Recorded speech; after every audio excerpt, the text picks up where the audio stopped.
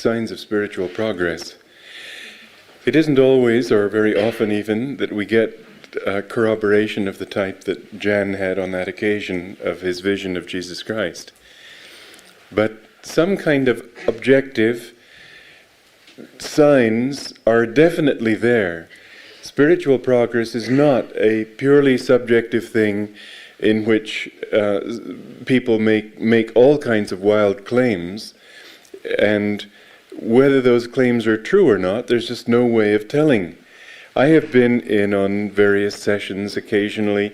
For example, when we were building the retreat, there was a man and his wife in Grass Valley who were very popular with the workers at the retreat there because they had tape recordings of extraterrestrials. And so they kept telling me, you've got to listen to this, it's just great stuff. And everything they say is so beautiful and so true and so wonderful. And so finally I just felt that I couldn't in all decency refuse. And so I went. It was just what I expected it to be. First of all, this announcer came on, and then there was all sorts of crackling static. And then what sounded very much to me like the announcer coming on again, speaking from outer space. Then Tesla speaking from Saturn, and all sorts of wild things. And of course they were saying beautiful things. How can you go wrong when you say you should love everybody and be peaceful? However, I don't think I need somebody from Saturn to tell me this. And the whole scene was just sort of everybody sitting around smoking and drinking coffee, and no upliftment at all.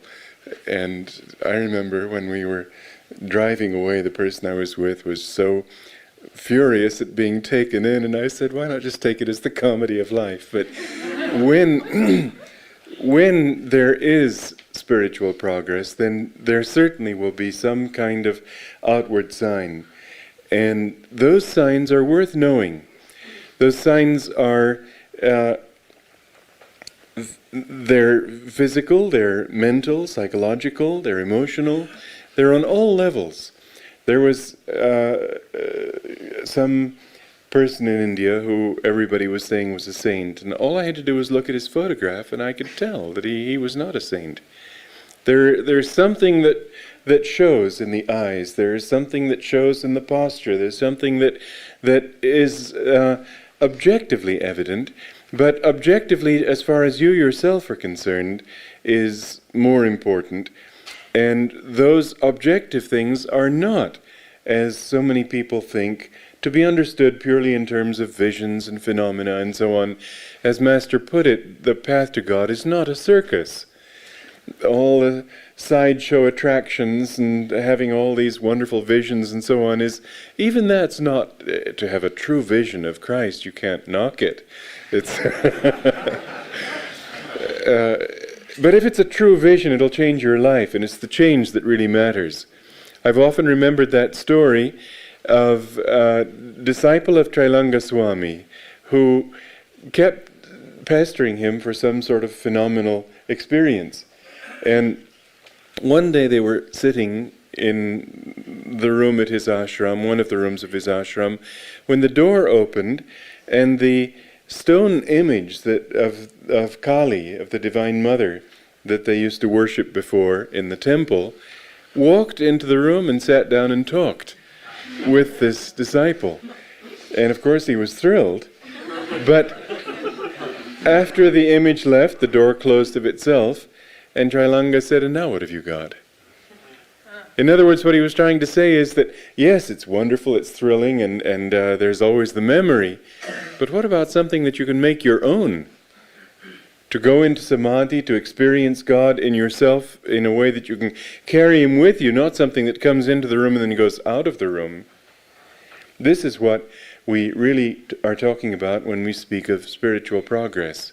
In the Bible and in the Bhagavad Gita, there are two very in the Bhagavad Gita, a very interesting passage. In the Bible, the Beatitudes are, in a sense, a passage talking about signs of spiritual progress of a type.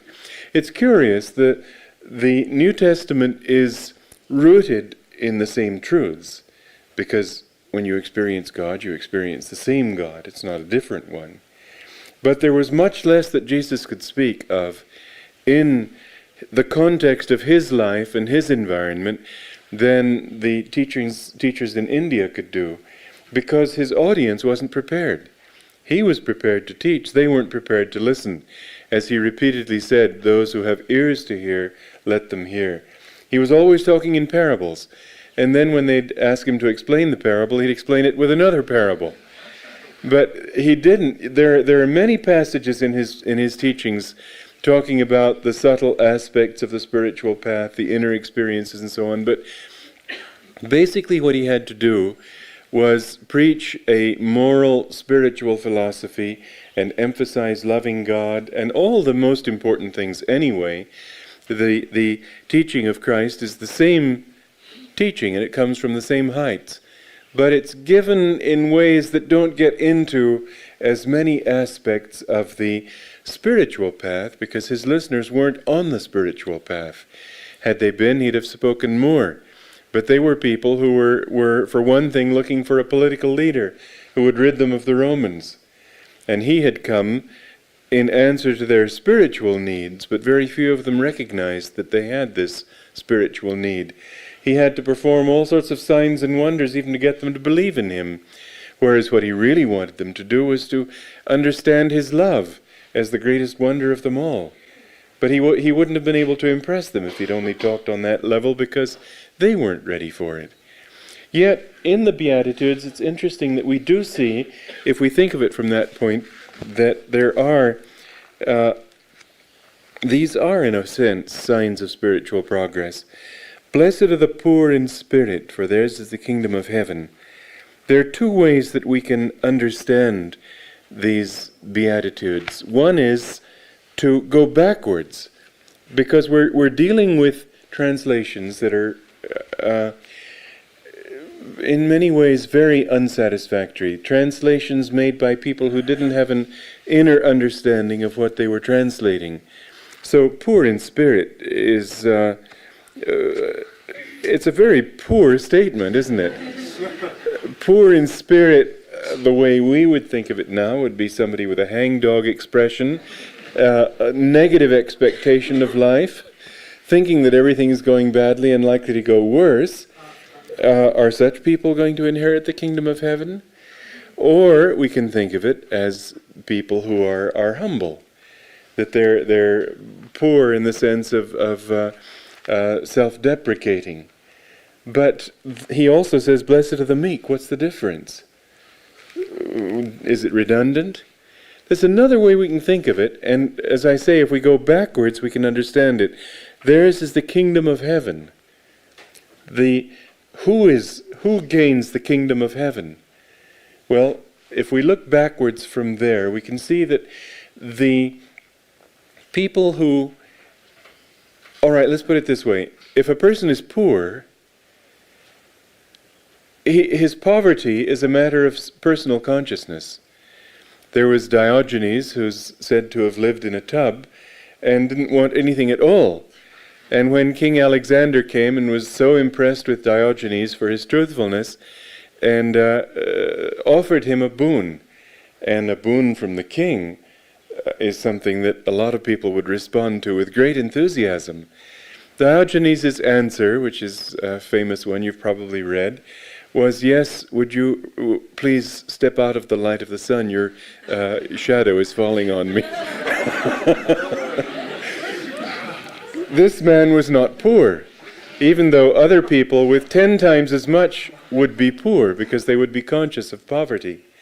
Master talked about a man who was a millionaire and yet was not happy because he had a cousin or a brother who had 40 million, and he said, I won't rest until I get 40 million. Well, he was poor. In other words, poverty is not a state of existence, it's a state of consciousness. And the poor in spirit are those who are aware of their need for spiritual riches. those who are aware of this need, those who know that they are lacking. As it says in the book of Revelation, thou sayest that thou art rich and possessed of friends and power and so on. I forget the exact quote. And seest not that thou art naked and poor and without friends. In other words, people in this world are not poor in spirit in the sense that they aren't conscious of their poverty. They think they've got it all made. They think they've got money, or they may think they've got it. They may think they've got power. They may think that they've got all that they want. And yet, everything ends up giving them disappointment. Everything ends up being taken from them. They have to work again and again and again to replenish, to stop up. As Master said, life in the worldly sense is like a leaky pipe. An old leaky pipe. As soon as you patch up one part, it breaks out somewhere else. And so, the poor in spirit, that is to say, those who know that this is what's really lacking, those who know that the real riches are only in God, they are the ones who have the kingdom of heaven. And so as a sign of spiritual progress, we may say that this is, I remember Norman, and I've quoted this in the past, saying to Master, I don't think I have very good karma, sir. He was sort of being very gloomy about things at the time, and Master said, remember this, it takes very, very, very, very good karma even to want to know God. It's a sign of your progress that you are aware of your need for further progress. It's a sign of your progress that you have done enough spiritual work to get all that mud off your consciousness so that you can begin to sense the light within yourself. Those even who long for God, those who long to know the truth, they are already on the path, and theirs is the kingdom of heaven. It's a curious thing how often in my periods of seclusion I've gone through days of gloom, even despair, thinking how far I am from what I want. And yet in that very thought has come joy. And the two are so close together that it's very hard to, because this is a longing for something more. And when the heart and mind are set in that direction, you have it already. So he says, theirs is the kingdom of heaven, not just will be. That in that very knowledge of your poverty, you've already, you're almost there. I remember Master saying that the most important thing is to have the desire for God deeply implanted in your heart, the desire for liberation. Once that desire has been implanted, then it's just a question of time, but you're almost there already. Because that's a desire that has to be fulfilled and will never let you go. Almost there could mean a few thousand incarnations, who knows? Not that long, not that long. But a few incarnations. It's time is a relative factor.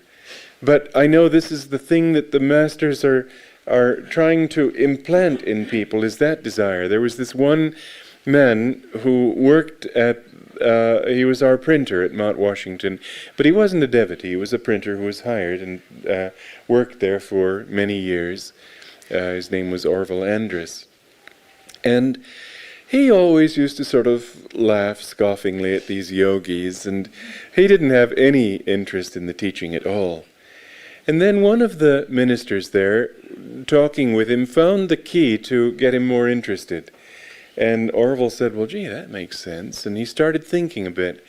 And when that thinking started to really, he was starting to ask questions, then Master, as I've told some of you this story before, invited him up to his room and talked to him in his interview room just a little bit. But then he took Orville's head between his hands like this and put his forehead up and just stared into his eyes for a long time. He didn't say anything.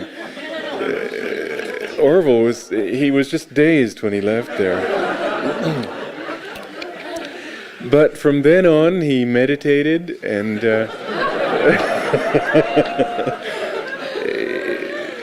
he bought Divorce and Company, the publishers, and was in charge of that for quite a few years till he retired. And he lived a spiritually dedicated life. Well, that desire is the most important thing. If that can once get planted in your heart, and meditation and spiritual activity and so on, living in spiritual company, all of these things will gradually awaken. And of course, those of you who are here, virtually all of you, have that desire. And it's a very important thing. If you go out into the world, I was reading a very beautiful book, I think it's available in this country, of Ananda, the great woman saint in India. And it's some lovely pictures of her with different sayings. Well, one of the sayings there quite surprised me, because after all, she lived in India. She represented the absolute and unequivocal dedication to spiritual realization. She didn't give political talks. She hardly gave any talks at all. It was all devotion. And yet she said, I know that most of those who have come to this body, as she referred to herself, have come for the fulfillment of worldly desires.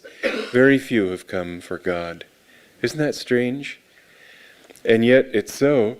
There was this experience too of a friend of mine who went to this, and again I mentioned this a couple of weeks ago, these apparitions of the Madonna in Yugoslavia that have been happening. And she went in there with these children who have been having these visions, and she said she felt, when the Madonna appeared, a great blessing flooding her. But then others in her tour group came in, and they were all sort of praying out loud, give my husband a job, help my son to pass his exams, and so on. All these worldly desires. And my friend said that she could see the light gradually diminish and finally disappear. And then when these people left, then the light came back again. But it's a very interesting thing. And yet, even in the most... I remember going to a temple in India and saying afterwards to the pujari, the priest there, he said, well, what do you pray for when you come? And I said, well, I pray for the realization of God. He said, oh, how wonderful. I said, what do you mean? Isn't that what you come here to pray for? He says, no, nobody prays for that. They all come for worldly fulfillment and so on. And so when we have a group of people whose lives are dedicated to serving God and to realizing God, as you are, this in itself is a tremendous blessing and should be taken as that. And remember that what Jesus said, is the kingdom of heaven. Heaven doesn't mean, in his terminology, the astral world. He means cosmic consciousness. As he, in all the parables, when he says the kingdom of heaven is like and compares it to something, all of those analogies fit the model of cosmic consciousness, not of an astral heaven. He says it's like a mustard tree. For example, a seed which you plant and gradually grows and becomes bigger and bigger has nothing to do with heaven, but it has a lot to do with your expanding consciousness as you keep watering that seed of devotion with daily acts of faith, of meditation, and so on. So all of his symbols, when he talked of heaven, are not talking of astral heaven that you go to after you die, but the heavenly kingdom of cosmic consciousness, of divine ecstasy. And this state is yours when you have that longing. Unless, and this is the important thing to remember, unless you push it away by saying, when will it come? You've got to live in the thought that you have it right now. Master said, I don't like to hear people say, when will I have God? Say, I have him. Live in the thought that he's yours right now, and you will find that in that thought, that presence keeps growing. Whereas if you keep saying, why don't I have it, then you are affirming the lack instead of using your consciousness of the lack to fill it with his consciousness. Theirs is the kingdom of heaven. Live in that thought that the very desire for God is something that he can fulfill in this instant if you don't push him away with a negative expectation. The next one, Blessed are they that mourn, for they shall be comforted. But he's talking to devotees. Mourning in a worldly way is, well, Satya Sai Baba puts it perfectly that pain is an interval between two pleasures, and pleasure is an interval between two pains. This world is like an ocean that keeps going up and down, up and down. The waves on the ocean never stay put. And similarly with the fulfillments and disappointments of life, they never go in one direction forever. As soon as things get too good, then you can be sure that something's just waiting around the corner, lurking to give you the sleeve across the windpipe, as P.G. Woodhouse would put it. And so, remember that your security is only in God. It's not here. There, you never will have it made in a worldly way. It's not possible. Because the nature of this world is to cancel out every plus with a minus, and everything finally, in a worldly sense, adds up to zero. But, in a spiritual sense, those who mourn, that means those who, again, long, they recognize that this is a vale of tears. They recognize that this, well, Master put it this way too, that the spiritual life is, you really start the spiritual life only because of pain. It's unfortunate, but it's true. That if this world were just everything perfect, and there never were any caterpillars in the salad, and never any danger of death and disease, and all the various things that can go wrong, trivial and important, you'd think, well, why go to all that work? After all, it's pretty good here, because you wouldn't know how much better it was there. And so it is that you would, most people, even who go to heaven and have because of good karma, they have a heavenly experience after death, very few are able to advance spiritually. Because things are so good there that they think, well, gosh, I've got it. And they don't realize that God is in infinitely more than that. It's disappointment, it's heartache, it's pain and suffering. Unfortunately, it shouldn't have to be so. If we loved enough, it wouldn't be so. But it's that which drives people to their recognition of something, of their need for something more. And often, people who have been on the path in previous lives and have already suffered, it isn't as if they have to suffer all that much in this life before they come to God. They don't have to get driven to Him on broken knees. But a little bit of pain and suddenly they remember, oh, that's what it's like. And so that memory of pain, that's subconscious, it's not a conscious thing, but somehow a little bit of disappointment, those who have enough spiritual karma, and they're reminded all over again, no, this isn't what I want. And so they seek God. But it's that mourning. Blessed are those who mourn, in this sense, is what is really intended. Because when they recognize that this world is not going to give me what I want, then is when they will be comforted truly. Otherwise, the comfort that comes just because, look at all the mourning people in this world. You can understand this passage in that sense too, that sooner or later they will be comforted. It can't go on forever. But the trouble is that comfort also can't go on forever. And something else will come up. And this world will just continue to give you one disappointment after another. And that's not the kind of game Jesus was urging people to enter. He was there to urge them to get out of that game. So when he talked, he was talking of that divine comfort, because he was talking to devotees. He was saying just a little bit later, after the Beatitudes, in that same Sermon on the Mount, that you are the salt of the earth. But if the salt has lost its savor, then with what shall it be salted? The salt of the earth means devotees. He was talking to devotees. And this whole speech was really intended primarily for them. Blessed are the meek, for they shall inherit the earth. Again, meek is a word that implies negative expectations. But what he's really saying is those who are aware that the true power is God. Meek means not setting themselves up and saying, I did it, but always recognizing that there is a greater power at work in this world than anything that we can bring to bear. Anybody who, and as long only as he recognizes the divine power, he will find that everything that he does, the divine flows through him, and he inherits the earth, even in this lifetime, not necessarily in other lives. The inheriting, I should say, the quality of meekness and the opposite of pride is to be seen very often in human events.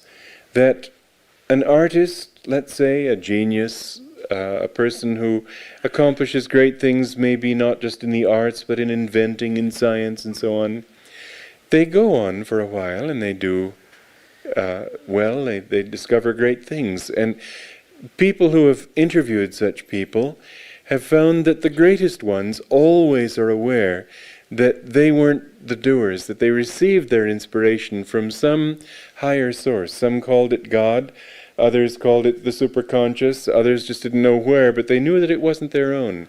They knew that they were channels for something greater than they were. But if, and this has happened again and again, if they finally started to think, say, I'm pretty good, and they began to put themselves in front of that and say, I'm doing it, then for a while they go on, but then they fall. They lose that ability to draw on the inspiration. They wonder where it's all gone to. At that point, some of them go mad because they feel that everything's gone wrong. They don't understand any longer. And that's perhaps, I'm only offering it as a theory, but perhaps an explanation for why many geniuses have actually lost their mental balance and gone insane. Maybe because of this, I don't know, but it's one possible factor. A way of putting it in yogic terms would be that the ego is centered in the medulla. This is something that newcomers here might wonder, what in the heck is he talking about? But if you will look at yourself, whenever you happen to feel flattered or proud or self-satisfied, if you'll just concentrate, you'll notice that there's a gathering of energy here in the medulla. It's the seat of ego in the body. It's where the sperm and ovum first unite to create the rest of the body. When a person's proud, we speak of him looking down his nose. It's because of the tension back here that draws the head back, and it looks like he's looking down his nose, but here's where his mind is. When a person achieves spiritual enlightenment, his mind, his ego becomes centered at the point between the eyebrows. And in this center, there is an offering of the energy coming up the spine into the brain, producing all the great works of genius and so on. And if it's continuously offered here through the spiritual eye into God, then that inspirational flow continues. But if there's a block and you don't allow this tremendous surge of energy to express itself in its own natural way by offering itself to a higher reality, then, to put it in another way, how genius can lead to insanity, that block of ego prevents this tremendous surge of energy from finding an outlet, and this creates imbalance. So we can put it in either way. I think that both are an interesting way of explaining why such a great person, for example, as Schumann or Hugo Wolf or Nietzsche or others, who had such great inspirations, also ended in madness. Well, anyway, the meek, those who are able to always realize that God is the doer, that all their power and all their inspiration really derives from Him, and it has nothing to do with themselves, that this power will come to anybody who puts himself in the right mindset to receive it, but they have no right to it. They have no right to claim the rewards of their action. They have to give it all to God, and in this way they become more and more open channels for inspiration. Thus they inherit the earth, means that everything they do then flows in the right way and brings success. Blessed those who thirst for righteousness, for they shall be satisfied. And this is, it seems redundant, but it's very similar, in other words, to poor in the spirit. But it's a thirst, not merely a passive recognition, but a thirst for truth. There has to be that. I said to Master one time, why, since you say that the only thing holding us back from divine realization is desires, unfulfilled desires, why don't suicides find God? They're leaving this world because they have no more desire for anything in this world. And he laughed, he said, there also must be a positive desire for God. There has to be a thirst for righteousness. Otherwise it's a negative state which sooner or later the old desires come in again. Nature abhors a vacuum.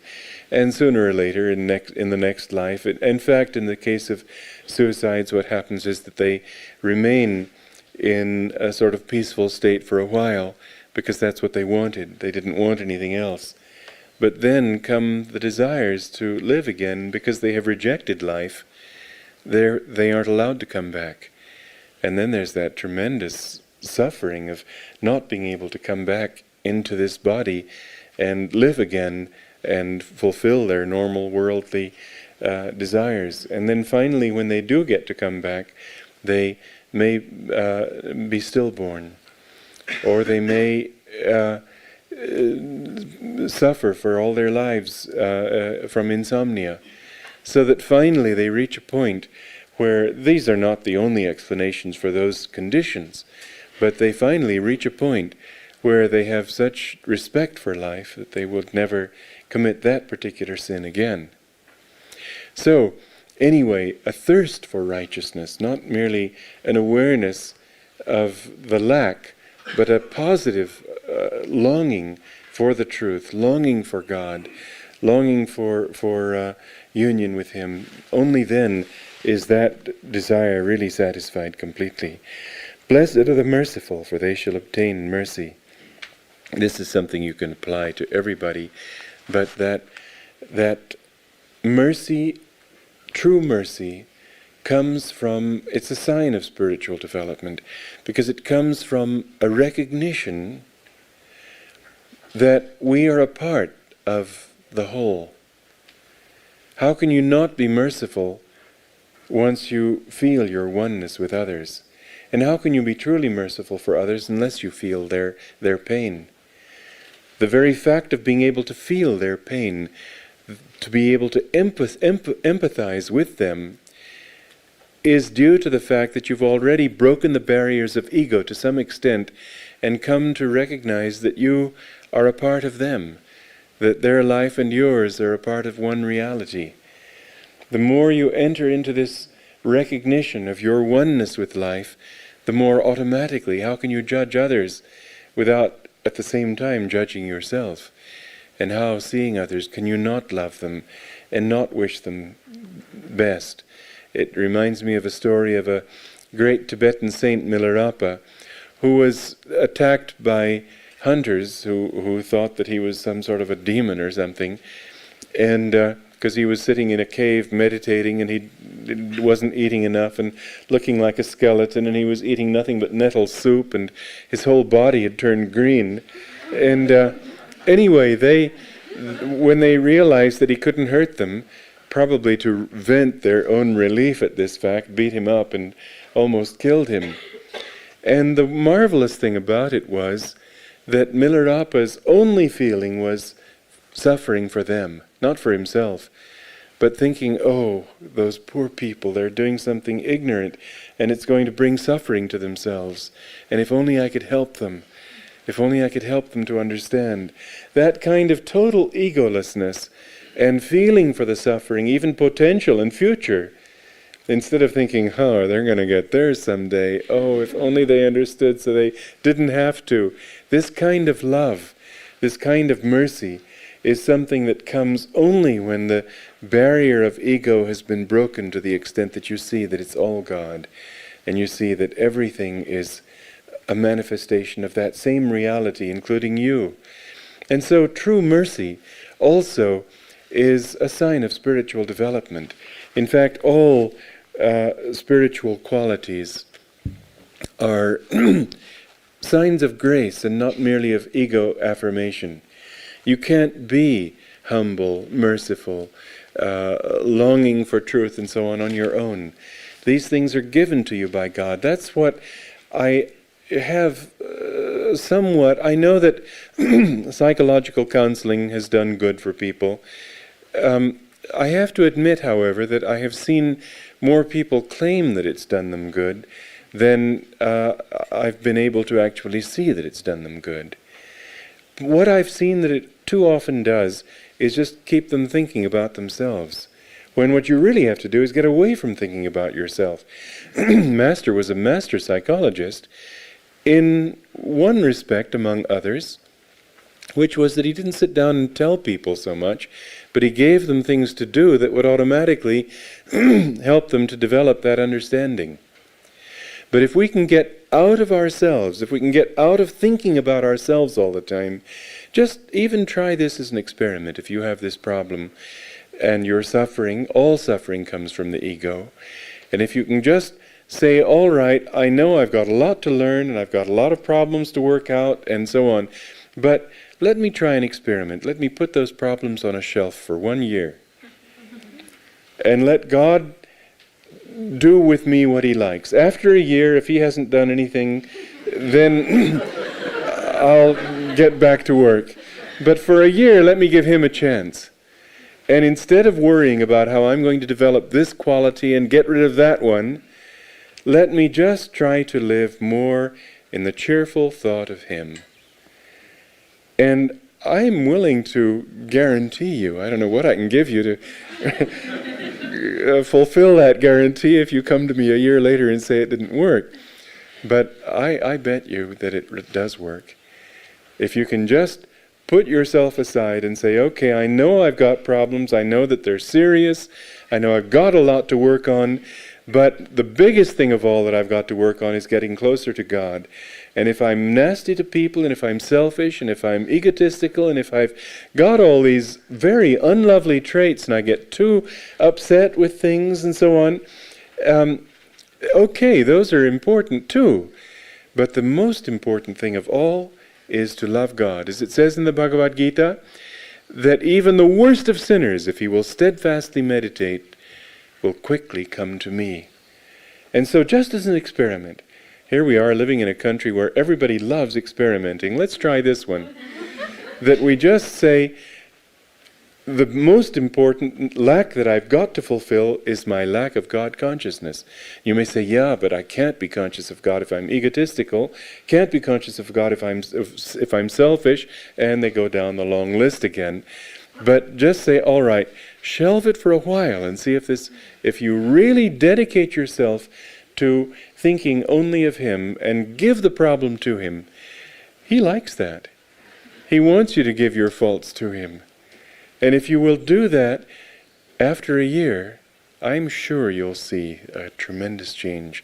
Without even knowing whatever happened, you'll see that you just don't think in the same way anymore. Haven't you ever had this experience in meditation, that after a really good meditation you come out and you're just absolutely a different person, at least for an hour?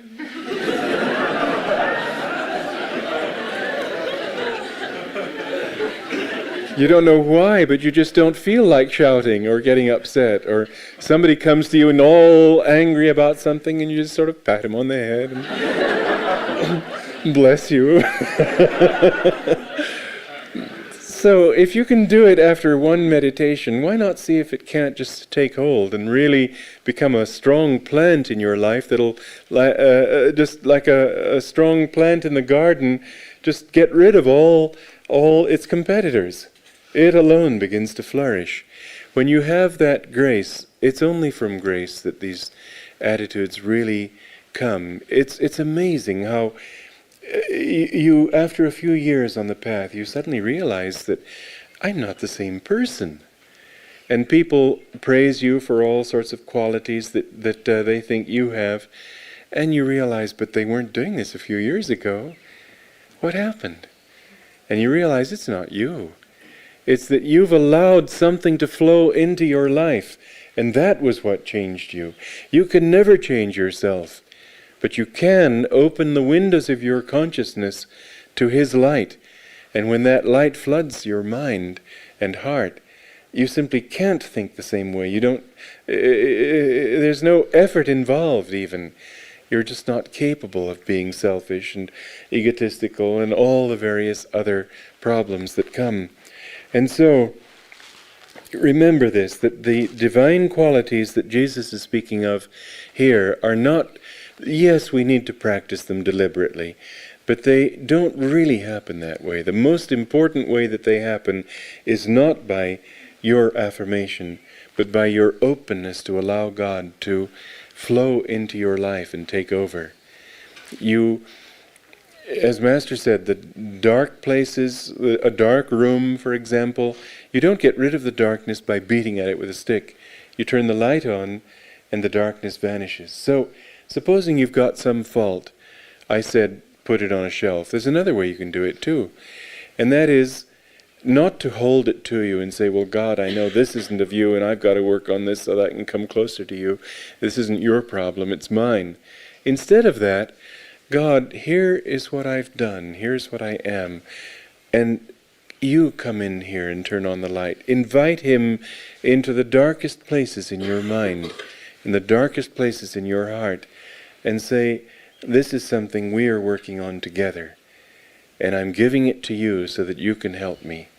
And you'll find that allowing, in other words, not another way to do it would be not only to just work on the light here while maintaining the problem here, but bringing that light into this area and thinking of it in terms of light instead of in terms of the problems. This I would suggest after your first year of having it on a shelf. Then come back and try to bring that light into all these darker recesses. You'll see that great changes take place. Blessed are the pure in heart, for they shall see God. This, of course, is the whole essence of the yogic path. The purity of heart is what Patanjali gave as his definition of yoga. The eliminating the vortices of feeling, of likes and dislikes and selfishness and so on. When these can be eliminated, then we see God. That's the only thing holding us back, the impurities of the heart. An important point to keep in mind on the subject of purity is that, Hanel, our first gardener, main gardener here, put it beautifully when he took new people in the garden out for their first day's work. He said, the soil here that you see, if you take it into the house, it's dirt. But here it's soil, and you've got to respect it for what it is. It belongs here, in other words, and it's not dirt. You have to have that kind of respect for the soil when you're working on it. You have to have, again, the understanding that that which is dirty only because it isn't where it ought to be. There's nothing wrong in this world with a tiger killing for its meal. What makes it wrong for a man to do it? What makes it wrong for men to kill? Because man has reached a level of spiritual awareness where it's possible for him to live in tune with divine realms, where there's only life, no death, and where the whole consciousness is giving, not taking. And so, on a human level, that is impurity which takes us away from our highest potential. A tiger hasn't that potential, really. But we do.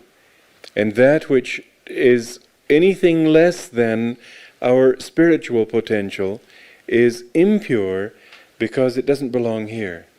It belongs in the world. The world, there's no good or evil, really. In the last analysis, it's all neutral. But here, there is good or evil, because there is that which takes us toward that which we ourselves long for instinctively, have a right to as children of God, and that which blocks us in that journey, blocks us from that discovery, that which keeps us from realizing our higher nature, even though it may be true that we're only human, even though it may be a perfectly human thing, still it's something to try gradually to eliminate from our lives so that we can completely live in Him. Purity of heart means to have no other longing but the longing for God. And this comes as a sign of spiritual development. It's not something you can create. It's not to be given really in terms of commandment. It's rather a sign that you've progressed very much. The more you progress, the closer you come to God, the more you find automatically that there isn't any other longing in your heart. And to have that state is a sign of much work having been done. Blessed are the peacemakers, for they shall be called the children of God. A person who is peaceful is a person who is non-violent. In the yogic terminology, the person of non-violence finds that in his presence hostility ceases. This is the power that develops from that particular attribute of consciousness. And when a person lives in that way, then he finds automatically that if he's not wishing harm to others, more and more he begins to realize that they and he are one. And he becomes an instrument of peace because he becomes an instrument of unity. The more he lives in unity, the more automatically everywhere he goes, he creates unity. He inspires that sense of unity in others. Blessed are those who are reviled for righteousness' sake, for theirs is the kingdom of heaven. And here again is a sign of spiritual development, that anybody who really tries to do a good thing and tries with great energy will draw envy from others. It's just a part of the game. This world there's a story that is told in one of the children's stories in India of a bird who was telling a monkey that if you don't build yourself a home, then when it rains, you'll be exposed to the rain, and in the sunshine it's fine, but someday it's going to rain. And so the bird was giving good advice to the monkey, but monkeys don't build nests, and so the monkey didn't pay any attention. And so it did rain, and the bird said, "You see, now you understand why I told you this?" And the monkey said, "Oh, is that so? Well, I'll show you." And he came and tore the bird's nest down. His only way of getting even with the bird was not to build himself a nest, but to destroy the nest that was built by the bird. And so there are some people in this world who simply, they have no capacity to do anything good, minimal, let's say. And so their response to goodness when they see it is to try to bring it down to their level. Many people who come on the spiritual path have a lot of opposition, for example, from relatives. And yet, I often wonder if they had become drunkards, would they have the same opposition? Perhaps not. I think that there is a lot of envy, a lot of subconscious feeling that they are being shown up by somebody who's trying to do something better. If a relative is a drunk, everybody says, "What a pity." But if he's a saint, everybody says, "Oh, who is he to be like that? I remember him when," and then they start in. So don't expect, and in fact this is one of the perhaps less fortunate signs of spiritual development, that the more spiritual you become, the more people try to pull you down. But don't worry about it. It's actually a very good test also of your own equilibrium. Because if you really are in God, if you really live for finding God, then you have to understand that only His opinion matters. And it's not an opinion, it's the truth. And what other people say, good, bad, indifferent, it doesn't really matter at all. It's just the howling of the wind. It's the only important thing, and this the benefit of persecution and opposition and misunderstanding and all of that is as a spur to this deeper understanding that truth is my guide, not other people's opinions, not whether they like me or dislike me. Just be pleased, but for God's sake, not for your own, when they like what you're doing. And if they don't, be pleased anyway, as long as you feel His smile in your heart.